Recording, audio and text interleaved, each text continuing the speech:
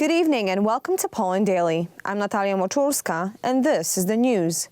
Day 387 of the Russian invasion of Ukraine. The combat capabilities of Russian troops are diminishing and insufficient for even small assaults of a local nature. Meanwhile, today the International Criminal Court issued an arrest warrant for Russian President Vladimir Putin. Kyiv has been calling for the delivery of multi-role aircraft since the beginning of the Russian invasion. Yesterday, President Andrzej Duda revealed information that appears to be a breakthrough from the point of view of Ukraine's air defense system. Literally, within the next few days, we will hand over, as far as I remember, 4 aircraft to Ukraine in full working order. The rest are being prepared and serviced and will be successively handed over. Poland's decision was also followed by the Slovak government. Prime Minister Edward Heger announced today that 13 Slovak MiG-29 fighters will soon arrive in Ukraine. According to some sources, Bulgaria and Hungary could also decide to take such a step. It is estimated that before the outbreak of war, Ukraine had 51 operational MiG-29s. These are aircraft designed to eliminate air targets, but they can also be partially used to eliminate ground targets. I am thinking here of radiolocation stations whose task is to detect aircraft precisely. Meanwhile, the U.S. State Department has approved Poland's purchase of 800 Hellfire missiles to equip Poland's AW-149 multi-role helicopters. This is one of the newer variants of laser-guided missiles. This agreement will benefit Poland's security and thus translate into improved U.S. national security within NATO. It also directly supports U.S. foreign policy. Poland stabilizes the political situation and drives economic development in Europe. In addition, Minister of Defense Mariusz Błaszczak announced that Ukraine has placed another order for machine guns Grot. The MSBS Grot is really an excellent weapon, modular rifle which can be very well used by right-handed and left-handed people. Also, it can be in a short version with a folding stock. More versions of Grot rifles are appearing. It is also worth noting that we, as the armed forces of Poland, are already transitioning to making the Grot the primary small arms weapon on the equipment of the Polish soldiers.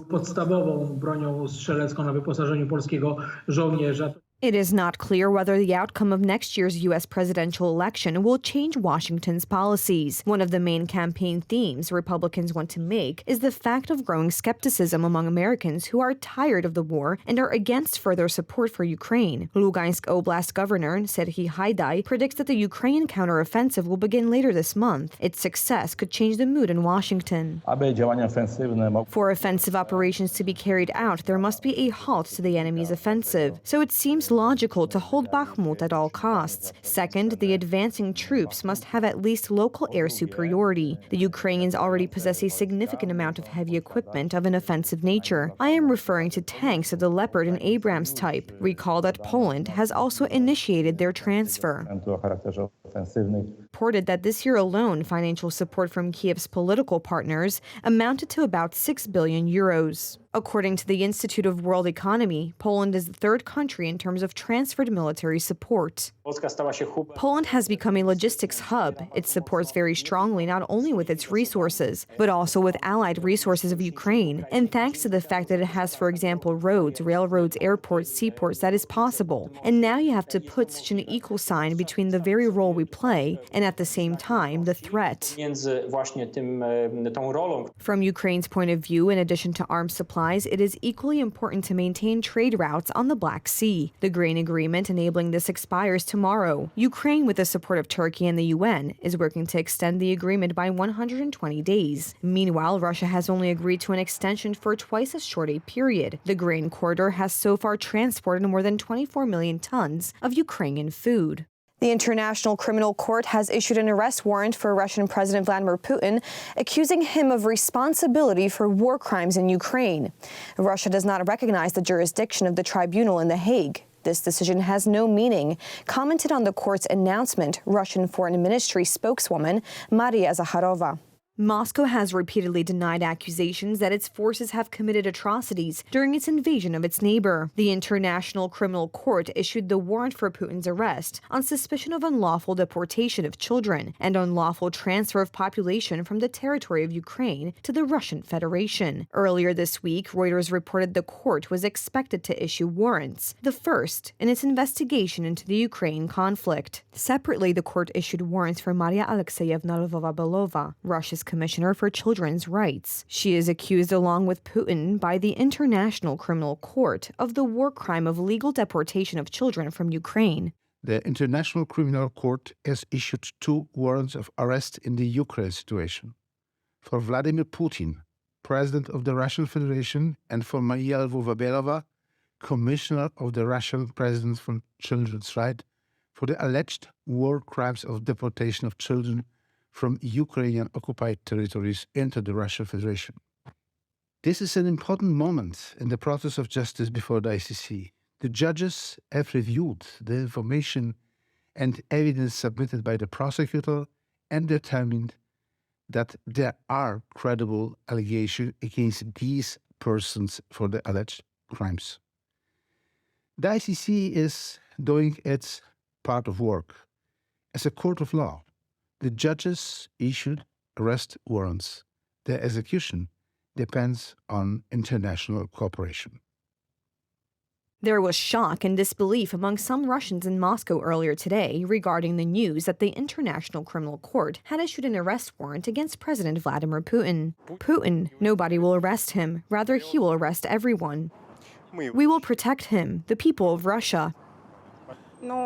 It will be a pity if our president is arrested. I do not think that's possible. This is a public figure and the president of the country. How do you imagine? Any president has sovereignty. He cannot be arrested or imprisoned unless it is the decision of the internal government agencies.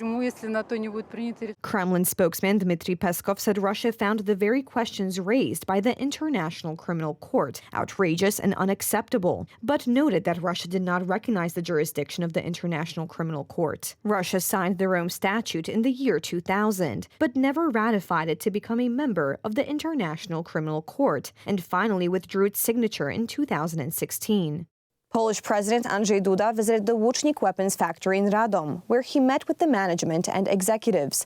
The Grot assault rifle produced at the factory is currently Poland's greatest pride and export hope, the president stressed. Today, it is safe to say that the Grot modular assault rifle is one of our export hits. We are hoping for future contracts. As you know, this gun is now being tested in hard conditions of the war in Ukraine. These guns, the Grots, are being used by the Ukrainian soldiers who protect their country from the Russian aggression. I have good news also for the Polish arms industry. The Ukrainians decided to order the next delivery of Grot in the armed factory in Radom, and I think that this is the best answer for all these publications.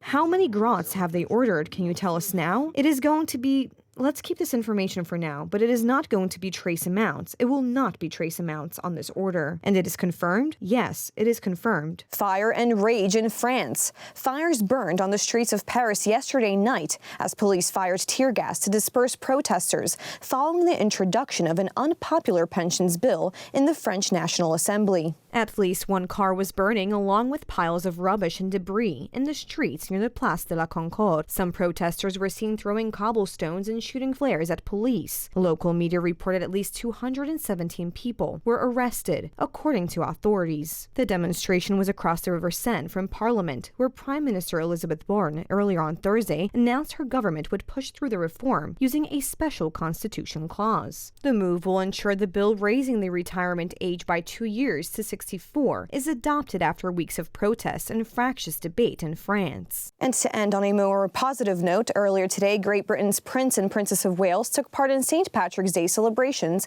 with the Irish Guards. Catherine, Princess of Wales, passed out bunches of shamrocks to members of the British military unit following a parade in Aldershot, around 40 miles or 64 kilometers southwest of London. Princess Kate is set to take over the ceremonial role of Colonel of the Irish Guards from her husband, William. The March 17th holiday marks the death of Ireland's patron saint, St. Patrick, and is celebrated by the Irish and people of Irish heritage all around the world. Thank you so much for joining us this evening. Please stay tuned for Poland Daily Weather, Poland Daily Business, and some of our other programs. But for me, it's have a wonderful weekend.